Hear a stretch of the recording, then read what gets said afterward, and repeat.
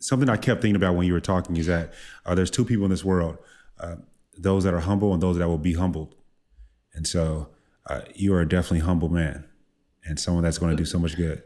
Let me tell you something. I had to be humbled though. This dude had to get punched in the face a couple of times. I also believe there's two types of people in the world: those that have been punched in the face and those that have not. You know what I mean? Like, facts. I think for me, if I want to get real about it, like when I think about my life and my journey, so much can be learned. Like, so, and I alluded to it at the beginning, like I'm a dude that had a privileged upbringing. I'm well aware of that.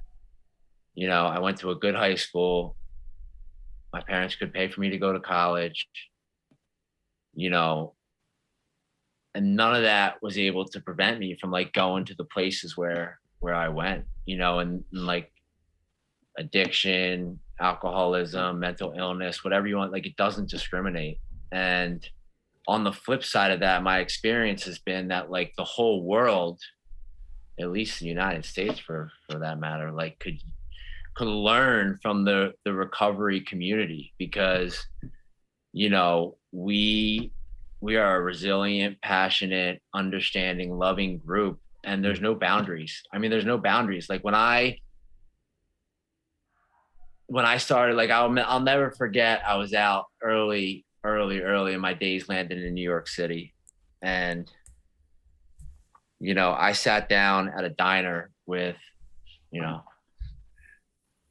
58-year-old gay man, a trans woman, like the 8 people at this table. And I looked around and I felt so loved, right? Like in that moment. And,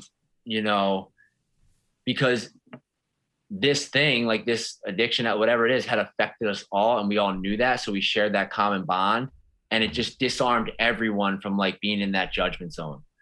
And if that never happened to me, I probably would have lived an existence that looked like Zach goes to college, Zach gets the job, the 9 to 5, Zach marries girls, Zach has 3 kids, and Zach rides off into like the suburban sunset. And there wouldn't have been anything wrong with that. And there is nothing wrong with that. I don't want you to take that the wrong way, but like, fuck, like I've been given this gift of just like this 360 view of the world that,